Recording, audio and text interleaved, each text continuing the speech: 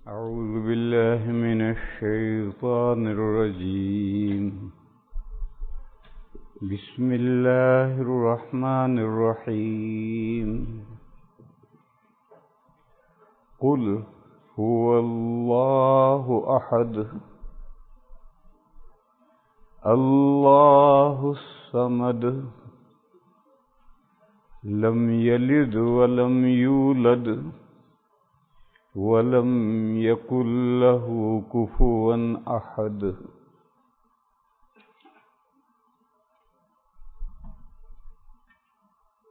گزشتہ کل جو صورت میں نے سمجھائی تھی وہ صورت اور یہ صورت دونوں صورتیں اخلاص کی دو صورتیں کہلاتی ہیں. سورتان، سورت الاخلاص، اخلاص کی دو صورتیں. قل یا ایھا الکافرون بھی سورت الاخلاص ہے اور یہ بھی سورت الاخلاص ہے. لوگ اس کو تو سورت الاخلاص جانتے ہیں، اس کا چونکہ سورت الکافرون نام لکھا ہوا ہے اس لیے لوگ سمجھتے ہی نہیں ہیں، حالانکہ حدیث میں اس کو بھی اخلاص کی صورت کہا گیا. اخلاص کے کیا معنی ہیں؟ پیورٹی. کوئی چیز پیور ہے اسے حاصل مصدر بناؤ. پیورٹی یہ اخلاص کے معنی ہیں. کوئی ملاوٹ نہیں ہونی چاہیے. پیورٹی کا یہ مطلب ہے کوئی ملاوٹ نہیں. اخلاص کے یہی معنی ہے. اردو میں کیونکہ اخلاص ہی لفظ استعمال ہوتا ہے، اب میں جب تک دوسرا لفظ بدلوں نہ تو اس کا مفہوم کیسے سمجھ میں آئے گا. خالص، پیور. ایک صورت میں عقیدے میں اخلاص کا بیان ہے اور ایک صورت میں عبادت میں اخلاص کا بیان ہے. اللہ کے بارے میں کیا عقیدہ ہونا چاہیے وہ اس صورت میں بیان کیا گیا ہے، اور عبادت کس کی ہونی چاہیے اس کا اس صورت میں ذکر ہے کہ صرف اللہ کی عبادت ہوگی. ایسا نہیں ہوگا کہ ایک دن اللہ کی عبادت ہو، دوسرے میں مندر میں جا کر مورتیوں کی عبادت ہو. ایسا ہرگز نہیں ہوگا. کمپرومائز نہیں، عبادت صرف اللہ کی ہے. ایسے ہی اللہ کے بارے میں کیا عقیدے رکھنے ہیں وہ اس صورت میں ہے. تو یہ اخلاص فی العقیدہ ہے، وہ اخلاص فی العبادت ہے. وہ جو اخلاص فی العبادت والی صورت ہے قل یا ایھا الکافرون، یہ ایسے وقت میں نازل ہوئی تھی جب مکہ مکرمہ میں اسٹرگل، کشمکش شدید تھی اور مسلمان دبے ہوئے تھے، کافر غالب تھے. پھر ان کی طرف سے ایک پیشکش آئی، کمپرومائز کرو، جھگڑا ختم کرو.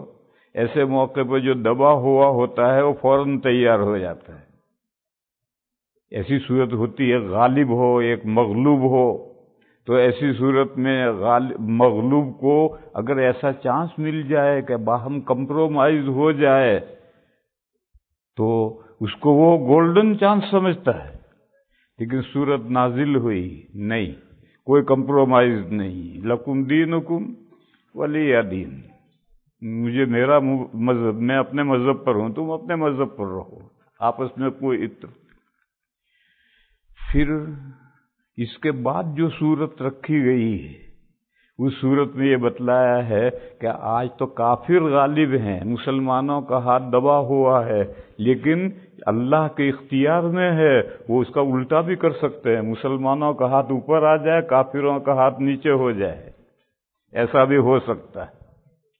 اذا جاء نصر اللہ والفتح، جب اللہ کی مدد آ جائے. سورہ کافرون کے بعد 15 سال کے بعد آیت نازل ہوئی، 15 سال کے بعد یہ سورت نازل ہوئی. وہ رکھی اس کو اس جگہ کیوں رکھی ہے؟ قرآن کی لوح محفوظ کی ترتیب میں وہ یہاں ہے کہ جب اللہ کی مدد آ جائے اور مکہ فتح ہو جائے. وَرَأَيْتَ النَّاسَ يَدْخُلُونَ فِي دِينِ اللَّهِ أَفْوَاجًا. آپ دیکھیں کہ سارا جزیرۃ العرب جوک جوک اسلام کی طرف کھینچا چلا آ رہا ہے، دوڑا چلا آ رہا ہے، اسلام میں داخل ہو رہے ہیں سب دھڑا دھڑ. اب کس کا ہاتھ اوپر ہو گیا؟ تو کہا جب یہ آپ دیکھ لیں تو آپ اپنے پروردگار کی پاکی اس کی خوبی کے ساتھ ملا کر کریں. فَسَبِّحْ بِحَمْدِ رَبِّكَ. سبح کے معنی پاکی بیان کرو، بحمدک کے معنی اس کی خوبی کے ساتھ ملاؤ، تسبیح و تحمید میں لگیں اور دعا کریں الہی مجھے اپنی رحمت میں ڈھانک لے. وَاسْتَغْفِرْهُ. دعا کریں اللہ سے کہ اللہ مجھے اپنی رحمت میں ڈھانک لے. انہو کان توابا. اللہ بے حد بندوں کی طرف متوجہ ہونے والے ہیں، وہ آپ کی دعا قبول کریں گے اور اپنی رحمت میں آپ کو ڈھانک لیں گے. یہ دعا کریں. اس صورت پاک کے ذریعے حضور کو اطلاع اشارہ دیا، انڈیکیٹر، کہ اب آپ کا دنیا کی لائف پوری ہونے جا رہی ہے، اب آپ آخرت کی تیاری میں لگ جائیں. یہ مضمون ہم میں سے ہر شخص کو سمجھنا چاہیے. جب واعظ رب آ جائے، پروردگار کی طرف سے نصیحت کرنے والا آ جائے. واعظ رب کیا ہے؟ داڑھی میں بال سفید ہوئے، سر میں بال سفید ہونے لگے، یہ واعظ رب ہے. یہ داڑھی اور سر میں بال سفید ہونے لگے تو یہ واعظ رب ہے، اللہ کی طرف سے نصیحت کرنے والا آ گیا ہے. دیکھو داڑھی میں، دیکھو سر میں، اب آخرت کی تیاری میں لگو. لوگ کالا خضاب کر کے اپنے آپ کو دھوکہ دیتے کہ میں ابھی جوان ہوں. دوسروں کو تو دھوکہ دیں نہ دیں، دوسرے تو کوئی دھوکہ نہیں کھاتے، کم کھاتے. اپنے آپ کو خود دھوکہ ہوتا ہے. آدمی سمجھتا ہے کہ ابھی تو میں جوان ہوں، دیکھو کالے بال ہے. اس دھوکے میں مت رہو میرے بھائیو. جب واعظ رب آ جائے، سر میں اور داڑھی میں بال سفید ہونے شروع ہو جائیں تو سمجھ لو کہ اب دنیا کی زندگی اینڈ پر پہنچنے والی ہے، اب آخرت کی تیاری میں لگو. تو اس صورت میں حضور کو انڈیکیٹر دیا ہے کہ جزیرۃ العرب میں کام کرنے کی ذمہ داری حضور کے کندھوں پر رکھی تھی، اور ساری دنیا میں کام کرنے کی ذمہ داری امت پر رکھی ہے. اور سورہ جمعہ میں حضور کی امت کو 2 حصوں میں بانٹا ہے. هو الذی بعث فی الامیین وآخرین منہم. تو جب امیین میں یعنی جزیرۃ العرب کے لوگوں میں دین کا کام ہو چکا، لوگ دھڑا دھڑ اسلام میں آ رہے ہیں، تو اب حضور کا جو فرض منصبی تھا وہ کام پورا ہوا. تو اب حضور دنیا میں رہ کر کیا کریں گے؟ تو حضور کو اشارہ دیا کہ آپ اللہ کی پاک کی خوبی کے ساتھ ملا کر کریں اور اللہ سے دعا کریں کہ الہی مجھے اپنی رحمت میں ڈھانک لے. اللہ توبہ قبول کرنے والے ہیں، وہ ضرور ڈھانکیں گے. آپ تیاری میں لگ جائیں. پھر ساری دنیا یہ آخرین ہیں، ان تک حضور کا دین لے کر پہلی امت اٹھے گی اور وہ ساری دنیا میں حضور کا دین پہنچائے گی. حضرت شاہ ولی اللہ صاحب علیہ الرحمہ نے حجت اللہ البالغہ کی قسم اول کے 5ویں مبحث کے 2 باب میں یہ مضمون لکھا ہے کہ اعظم الانبیاء شأن. نبیوں میں سب سے بڑا مرتبہ اس نبی کا ہے جس کی بعثت دوہری ہے. وہ جزیرۃ العرب کی طرف مبعوث ہے، اور جزیرۃ العرب کی پہلی امت صحابہ پوری دنیا کی طرف مبعوث ہیں. بس حضور پوری دنیا کی طرف پہلی امت کے واسطے سے مبعوث ہیں، اور پہلی امت میں کام کرنا حضور کی ذمہ داری تھی، وہ ذمہ داری پوری ہوگی. تو اس صورت کے بعد یہ صورت رکھ کر اشارہ کیا کہ آج کافروں کا ہاتھ اوپر ہے، مسلمان مکہ میں دبے ہوئے ہیں، اور تھوڑے بہت مسلمان تھے وہ بیچارے ہجرت کر کر کے حبشہ چلے گئے تھے، مکے میں تو 2 4 10 آدمی تھے، لیکن ایک وقت آ رہا ہے کہ یہ نقشہ پلٹے گا، نیچے کا ہاتھ اوپر آئے گا۔ پھر ایک سوال پیدا ہوتا ہے کہ یہ بات سمجھ میں تو آتی نہیں، مکہ والے زبردست ہیں، ان کے پاس دولت کا کوئی حساب نہیں، خود حضور کا چچا، حقیقی چچا ابو لہب کہتے اس کے پاس سونا اتنا تھا کہ جس کمرے میں وہ سونا بھرا ہوا تھا اس کمرے میں چلے جاؤ تو ایسا محسوس ہے جیسے آگ کی لپٹیں اٹھ رہی ہیں، سونا پیلا ہوتا ہے، جب سونا رکھا ہوا تو اس کمرے میں جائیں تو ایسا مانو جیسے آگ کی لپٹیں اٹھ رہی ہیں، اسی لیے اس کا لقب تھا ابو لہب، آگ کی لپٹوں والا ہے، وہ اس کا سونا دولت اتنی تھی اس کے پاس میں، ملینر نہیں، بلینر نہیں، ٹریلین تھا وہ۔ قرآن نے کہا اس کے دونوں ہاتھ ٹوٹیں گے اور جو اس نے کمایا وہ بھی تباہ ہوگا، تبت یدا ابی لہب وتب، ابو لہب کے دونوں ہاتھ ٹوٹے اور وہ خود بھی ہلاک ہوا۔ ما اغنى عنہ مالہ وما کسب، اس کا مال اس کے کچھ کام نہیں آئے گا، اس کی کمائی اس کے کچھ کام نہیں آئے گی، اور اس کی بیوی جو اس کی ہیلپر ہے وہ بھی رسی کے پھندے میں پھنس کر مرے گی۔ یہ صورت اس کے بعد لا کر رکھی کہ یہ نیچے کا ہاتھ اوپر کیسے آئے گا؟ بظاہر تو مکہ والے ہر طرح سے غالب ہیں، ان کا مغلوب ہونا سمجھ میں نہیں آتا، کا سمجھ میں نہیں آتا، اللہ نے یہ صورت نازل کی، ایسا ہوگا۔ پھر جب یہاں تک بات پہنچی تو اب سوال ہوگا کہ یہ کرے گا کون؟ تو اب صورت آئی قل هو اللہ احد، کہ اللہ کریں گے۔ پھر اس کے بعد 2 صورتیں ہیں، انسان کے دشمن 2 ہیں، انسان کے دشمن انسان بھی ہیں اور جنات شیاطین بھی دشمن ہیں، اور انسان کے دشمن انسان جب کچھ نہیں بنتا ہے تو پھر جادو کرتے ہیں یا کرواتے ہیں۔ تو اگلی صورت آئی کہ اس سے پناہ مانگو، انسان جو دشمن ہیں، جو جادو کرتے ہیں، جلتے ہیں اور حسد کرتے ہیں، ان سے پناہ مانگو۔ پھر اگلی صورت آخری آئی کہ شیاطین جو لوگوں انسانوں کے دلوں میں وسوسے ڈالتے ہیں، ان سے پناہ مانگو۔ یوں جا کر قرآن ختم ہوا ہے۔ تو یہ صورت آئی، یہ سورہ اخلاص، اس کا شان نزول یہ ہے، مشرکین آئے، کہا انصب لنا ربک، ہمارے لیے آپ اپنے رب کا نسب بیان کیجئے، انٹروڈکشن، تعارف کروائیے آپ کا رب کون ہے۔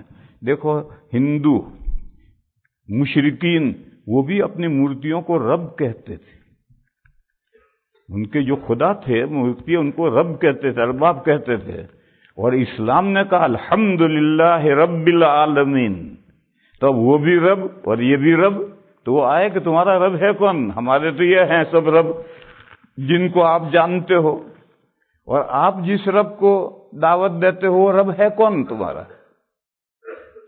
تو یہ صورت اتری کافروں کو یہ سمجھانے کے لیے کہ اسلام جس ہستی کو رب کہتا ہے، رب العالمین، سارے جہانوں کے پالنہار پروردگار، وہ رب کون ہے، اس کو سمجھانے کے لیے یہ صورت نازل ہوئی۔ فرمایا قل، کہیے۔ یہاں ایک سوال ہے، وہ قذافی نے کھڑا کیا تھا، کہاں کا تھا وہ قذافی؟ لیبیا کا۔ اس نے یہ سوال کھڑا کیا تھا کہ یہ قل قل نہیں ہونا چاہیے قرآن میں، یہ تو اللہ نے حضور سے کہا تھا قل، اب پھر قل کی کیا ضرورت ہے؟ اس کا جواب ایک بنیادی بات وہ بے وقوف سمجھا نہیں، قرآن حضور کے وایا تمام انسانوں کی طرف بھیجا گیا ہے، یہ نقطہ سمجھنا چاہیے۔ صرف مسلمانوں کی طرف نہیں، تمام انسانوں کی طرف قرآن نازل کیا گیا ہے، مگر وایا رسول اللہ آیا۔ سورہ نحل میں آیت ہے وَأَنزَلْنَا إِلَيْكَ الذِّكْرَ لِتُبَيِّنَ لِلنَّاسِ مَا نُزِّلَ إِلَيْهِمْ۔ وہ قرآن جو لوگوں کی طرف اتارا گیا ہے، وہ آپ کے وایا اس لیے بھیجا گیا ہے کہ آپ ان کو یہ قرآن پہنچائیں اور سمجھائیں۔ اگر بارش کی طرح اور ہوا کی طرح سے ڈائریکٹ یہ قرآن گھروں میں لٹک آتا تو سمجھاتا کون؟ اس لیے آپ کے وایا بھیجا ہے۔ پس جب تمام انسانوں کی طرف یہ قرآن اتارا گیا ہے تو ہر انسان سے کہا جا رہا ہے قل۔ ہم میں سے ہر انسان سے اللہ فرماتے ہیں کہ تمہارے سامنے اگر کوئی آ کر پوچھے کہ مسلمانوں کا رب پروردگار کون ہے تو یہ جواب دو، یہ سورت ان کو بتلاؤ، اس سورت میں جو مضمون ہے۔ یہ تو قل ہر مسلمان کے لیے ہے کہ تم یہ جواب دو اگر کوئی آ کر پوچھے آپ سے۔ حضور سے پوچھا تو حضور نے بھی یہ جواب دیا، فرمایا جواب دو کہ وہ یعنی اسلام کا رب، قرآن میں جس کو رب العالمین کہا ہے، وہ اللہ ہے، اس کا پراپر نیم اللہ ہے۔ یہ قصہ سناؤ عجیب و غریب۔ لندن میں ایک سینیگوگ دیکھنے گیا، جوئش کا سینیگوگ دیکھنے گیا، باقاعدہ اپوائنٹمنٹ لے کر گیا میں، اور میں نے ان سے یہ درخواست کی تھی کہ وہ اپنی نماز، تمہاری نماز دیکھنا چاہتا ہوں میں، تم نماز کیسے پڑھتے ہو؟ تو نماز تو انہوں نے دکھائی نہیں مجھے، مگر دوسری تیسری منزل پر لے گئے، وہاں ان کا مدرسہ تھا، وہاں طالب علم بیٹھے ہوئے پڑھ رہے تھے، وہاں لے گئے، پھر وہاں کھڑے کھڑے ہماری 1 گھنٹہ گفتگو ہوئی۔ ان میں سے جو باتیں میں نے ان میں سے اس سے پوچھی، ان سے میں نے ایک سوال کیا ہے۔ وہ بار بار گاڈ لفظ استعمال کرتا تھا اللہ کے لیے، تو میں نے کہا کہ بھئی یہ گاڈ جو ہے یہ تو تمہاری زبان کا لفظ نہیں، یہ تو انگریزی کا لفظ ہے۔ تمہاری جو زبان ہے ہبرو، اور اس سے پہلے جو سریانی تمہاری زبان تھی جس میں تورات اتری تھی، اس زبان میں اللہ کے لیے کیا نام ہے؟ تو کہنے لگا ہم وہ نام لے نہیں سکتے، ان کے بڑے بڑے علماء تھے، ان کا ہم وہ نام نہیں لے سکتے۔ تو میں نے اس سے کہا کہ میرے پاس میں گجراتی بائبل ہے، اس میں یہوہ اس لفظ استعمال ہوا، اللہ کے لیے یہوہ استعمال ہوا ہے۔ تو یہ یہوہ میں نے کہا تو لرز گئے سارے، اور کہنے لگے اگر ہمیں معلوم ہوتا کہ آپ یہ نام بولیں گے تو ہم یہاں سے چلے جاتے۔ گجراتی بائبل جو میرے پاس ہے اس میں تورات میں اللہ کے لیے یہوہ استعمال ہوا، تو میں نے اس سے پوچھا کہ میں نے گجراتی بائبل میں یہ لفظ پڑھا ہے، تو انہوں نے کہا اگر ہمیں پہلے سے معلوم ہوتا کہ آپ یہ لفظ بولیں گے تو ہم یہاں سے چلے جاتے، ہم گاڈ کا نام نہیں لے سکتے۔ یہ وہ غریب بات ہے، گاڈ کو مانتے ہیں اور گاڈ کا نام نہیں لے سکتے۔ قرآن نے کہا کہ اللہ کا پراپر نیم اللہ ہے، قل هو اللہ۔ اللہ کو مشرکین جانتے تھے، جیسے ہمارے ہندو ایشور کو جانتے ہیں، پرمیشور کو جانتے ہیں، بھگوان کو جانتے ہیں۔ ایشور کے معنی ہے پیدا کرنے والا، پرمیشور کے معنی ہے محبت کرنے والا ودود، اور بھگوان کے معنی ہے معبود۔ ہم جانتے ہیں ہندو، مگر پوری دنیا میں ایک مندر ایشور کی، پرمیشور کی بھکتی کے لیے نہیں، بھکتی دوسروں کی، غیر اللہ کی ہوتی ہے، اس کی دنیا بھر کے 20 کروڑ خدا ہیں، ان کی بھکتیاں ہوتی ہیں، اور مندر، کوئی ہنومان کا مندر ہے تو کوئی کس کا مندر ہے، کوئی کس کا مندر ہے، پوری دنیا میں ایک مندر بھی ایشور، پرمیشور اور بھگوان کی مورتی کے لیے، بندگی کے لیے نہیں، عبادت کے لیے نہیں۔ ایسے مکہ کے مشرکین بھی اللہ کو مانتے تھے، ایسا نہیں تھا کہ وہ اللہ کو نہ مانتے، اللہ کا تصور تھا ان کے یہاں، مگر عبادت کرتے تھے مورتیوں کی، ارباب من دون اللہ کی عبادت کرتے تھے۔ تو جواب دیا کہ ان سے کہو کہ میرا رب جو قرآن میں جگہ جگہ کہا الحمدللہ رب العالمین، اسلام جس کو رب کہتا ہے اس کا پراپر نیم اللہ ہے۔ پھر اللہ کی دو صفتیں لائے، ایک صفت لائے احد، احد کے معنی ہے الون، اکیلا، یگانا، یکتا، احد ان کے معنی ہے وہ اللہ ہے، رب کا نام اللہ ہے اور وہ پراپر، وہ الون، اکیلا ہے، تنہا ہے، دو ہی نہیں، دوسرا کوئی نہیں ہے۔ ایک صفت تو یہ لائے، پھر دوسری صفت اس کے ساتھ نہیں لائے، بلکہ پہلے جملے میں جو خبر تھی اس کو پھر مبتدا بنا کر دوسری صفت لائے۔ پہلے جملے میں ہوا مبتدا تھا، اللہ اس کی خبر تھی اور احد اس کی صفت تھی، دوسرے جملے میں اس خبر کو پھر مبتدا بنا کر کہا اللہ الصمد، اللہ ایلون بھی ہے، اکیلا بھی ہے، یگانا بھی ہے، اور وہ بے نیاز ہے، اس کو کسی کی ہیلپ کی ضرورت نہیں۔ بے نیاز کا مطلب یہ ہے کہ وہ کسی کی مدد کا محتاج نہیں۔ مشرکین کی میتھولوجی یہی تھی کہ اتنی بڑی کائنات ایک اللہ کیسے چلا سکتا ہے؟ ہم ایک کارخانہ نہیں چلا سکتے، ایک چھوٹی حکومت ایک آدمی نہیں چلا سکتا، ڈپارٹمنٹ بنانے پڑتے ہیں، اس ڈپارٹمنٹ کے ذمہ دار بنانے پڑتے ہیں، اتنی بڑی کائنات اللہ اکیلے کیسے چلا سکتے ہیں؟ قرآن نے جگہ جگہ پر اس کی تردید کی ہے کہ اللہ ہی تنہا تخت شاہی پر آسمان و زمین کو پیدا کر کے تخت شاہی پر اللہ بیٹھے ہیں اور پوری کائنات کا نظم و انتظام کر رہے ہیں۔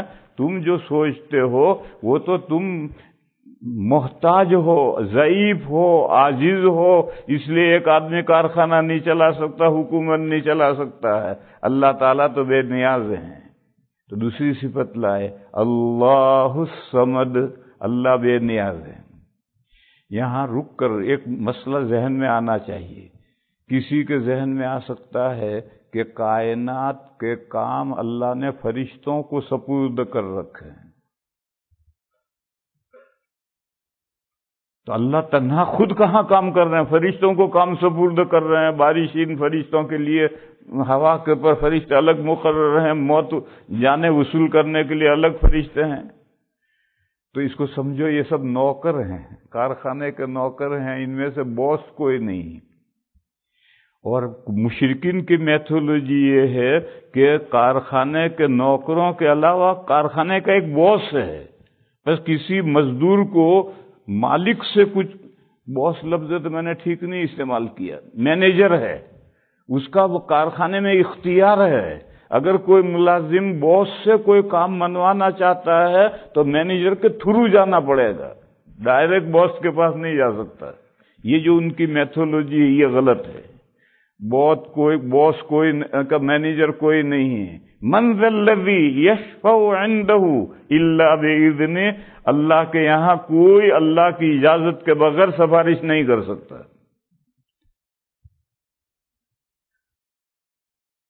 تو یہ جو فرشتے کام میں لگے ہوئے ہیں یہ ایسے ہیں جیسے ایک باس ہے، کارخانے کا مینیجر ہے، اور یہ کارخانے میں کام کرنے والے لوگ ہیں۔ یہ جو کام کرنے والے ہیں ان کا کائنات میں کوئی اختیار نہیں۔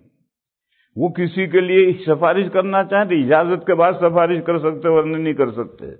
یہ جیسا مینیجر ہے جس کا ایک درجے میں کارخانے میں اختیار ہے، ایسا اختیار اللہ تعالیٰ نے کسی کو نہیں دیا۔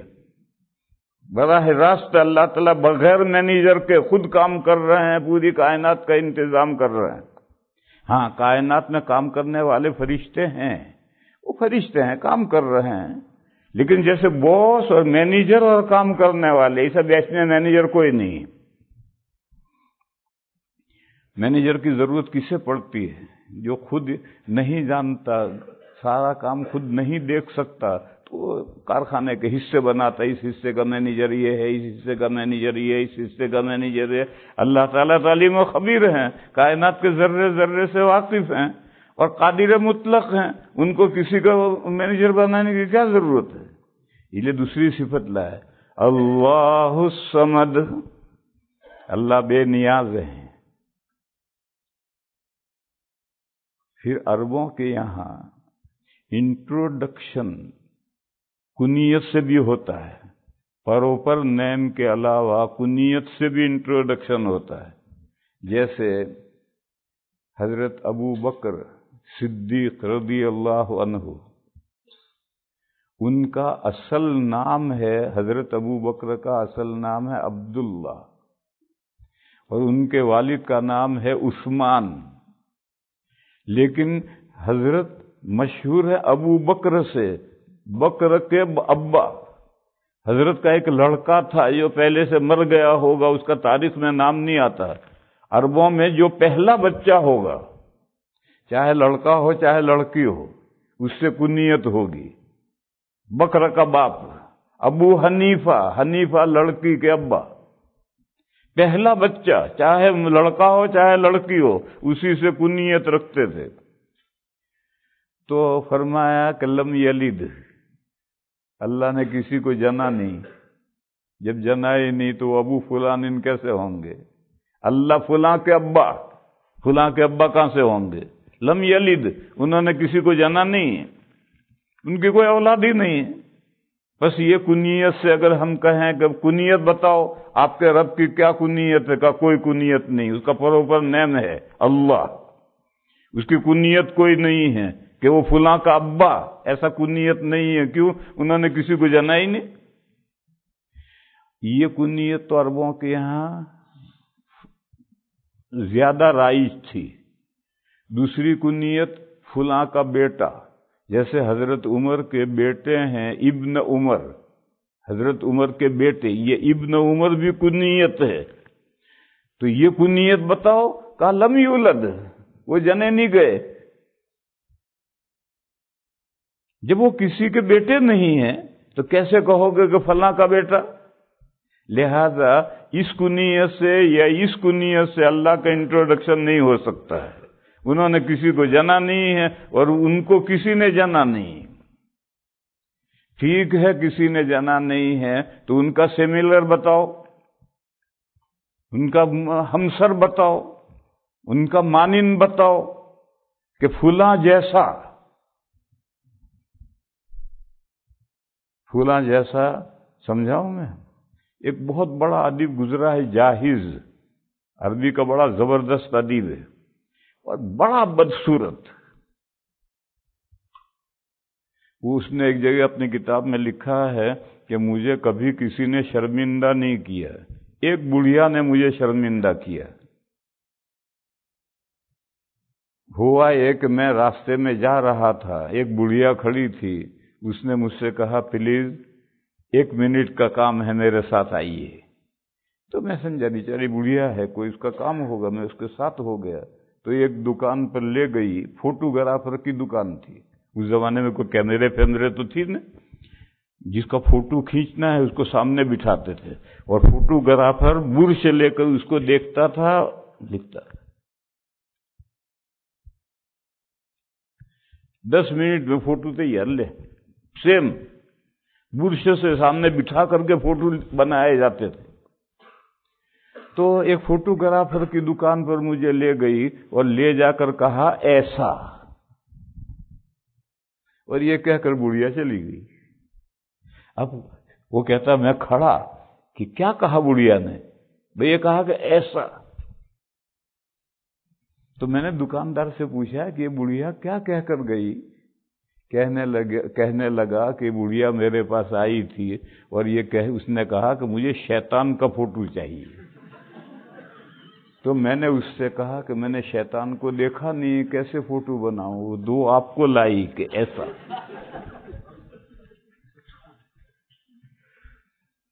تو کوئی ہمسر مانند ایسا، تو کہا وَلَمْ يَكُنْ لَهُ كُفُوًا أَحَدٌ، ان کا کوئی ہمسر ہے ہی نہیں، تو پھر کہیں کہ ایسا کیسے کہہ لیں گے ایسا؟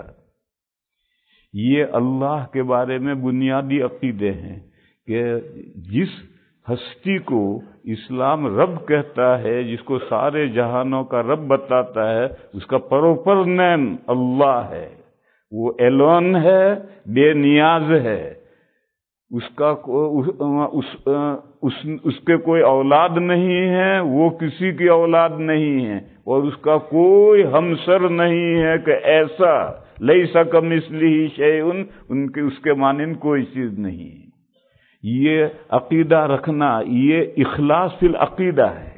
اللہ کے بارے میں یہ سورج جو تعارف کروا رہی، ایسا اللہ کو ماننا ضروری۔ اور وہ مشہور حدیث آپ نے سنی ہے کہ قل هو اللہ احد تعدل ثلث القرآن، قل هو اللہ احد 1/3 قرآن کے ایکول ہے۔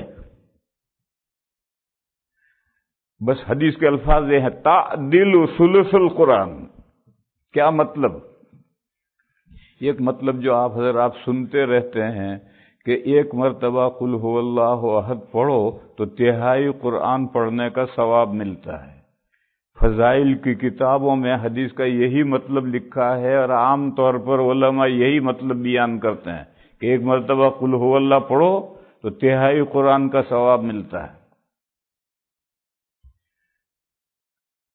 ثواب 2 ہیں، ایک اصلی اور ایک فضلی۔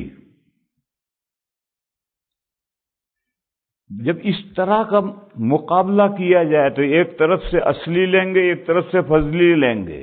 فضلی کے معنی انعامی، قل هو اللہ احد کا جو فضلی انعامی ثواب ہے وہ 1/3 قرآن کے اصلی ثواب کے برابر ہے۔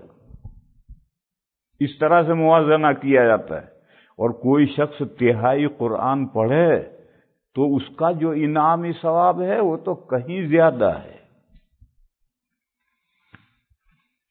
ایک تو مطلب یہ بیان کرتے ہیں علماء عام طور پر۔ دوسرا مطلب، مکی زندگی میں اسلام کے 3 بنیادی عقیدے بار بار ریپیٹ کیے گئے تھے، انہی کو ثابت کیا ہے، توحید، رسالت اور آخرت۔ یہ 3 عقیدے مکی صورتیں ہیں، 85 صورتیں قرآن میں مکی ہیں۔ مکہ میں 13 سال ہے، وہاں نازل ہوئی ہیں، اور چھوٹی چھوٹی جتنی صورتیں یہ سب مکی ہیں، وہیں نازل ہوئی ہیں۔ تو مکی دور میں 3 بنیادی عقیدے بار بار سمجھائے گئے ہیں۔ توحید، اللہ ایک ہے، کوئی اس کے علاوہ معبود نہیں ہے، اور نبی پاک صلی اللہ علیہ وسلم اللہ کے آخری رسول ہیں، اور یہ دنیا ختم ہونے کے بعد دوسری دنیا میں جانا ہے۔ یہ 3 عقیدے، جب یہ 3 عقیدے ہیں تو اس صورت میں توحید کا مکمل بیان ہے۔ یوں یہ 1/3 ہوئی، قرآن کی 1/3 ہوئی۔ قرآن میں مکی صورتوں میں یہی 3 عقیدے بار بار ریپیٹ کیے گئے ہیں، تو ان 3 عقیدوں میں سے ایک عقیدے کا مکمل بیان ہے۔ اس اعتبار سے یہ قرآن کا 1/3 ہے۔ وآخر دعوانا ان الحمدللہ رب العالمین۔